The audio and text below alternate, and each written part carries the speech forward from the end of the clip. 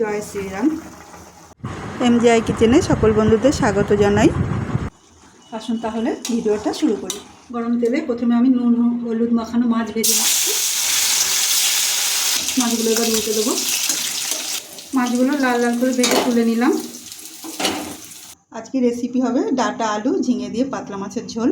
কড়াইতে দিয়ে দিচ্ছি জল। আলু আর ডাঁটাগুলো জলে দিয়ে দিচ্ছি। দিয়ে দিচ্ছি হলুদ, দিয়ে দিচ্ছি লবণ। এগুলো আমি বয়েল করে নেবো ঢাকা দিয়ে। যতক্ষণ সবজি সেদ্ধ হচ্ছে তার মধ্যে আমি লঙ্কা আদা আর জিরে বেটে নেব। ঢাকা দিয়ে বয়েল করে নিয়েছি। আলু আর ডাঁটা একটু নরম হয়েছে, মানে পুরো নয়, একটু।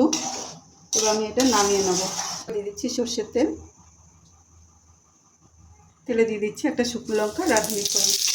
এটা আমি ভালো করে ভেজে নেব। এবার আমি দিয়ে দিচ্ছি জিরে আর লঙ্কা বাটা। ভালো করে ভেজে নিয়েছি। এবার দিয়ে দিচ্ছি ঝিঙেটা মশলার সাথে ভালো করে ভেজে নেব। মশলা মিশিয়ে নেওয়ার পর খুব সামান্য লঙ্কা গুঁড়ো দিচ্ছি আর দিয়ে দিচ্ছি মশলা ধোয়া জলটা। ভালো করে নাড়াচাড়া করে নেব। ঢাকা দিয়ে লো ফ্লেমে কুক করেছি। ঝিঙে কমে এসছে আর ভাজাও হয়ে গেছে। এবার বয়েল করা আলু আর ডাঁটাটা ঢেলে দেবো।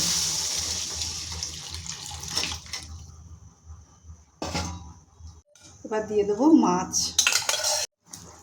এবার আর একটু সামান্য নুন দিয়ে দেবো।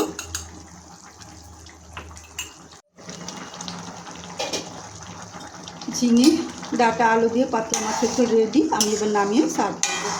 আজকের রেসিপি ভালো লাগলে লাইক করুন, শেয়ার করুন, সাবস্ক্রাইব করুন। সবাই সুস্থ থাকুন, ভালো থাকুন। আবার আসবো নতুন একটা ভিডিও নিয়ে। Thanks for watching.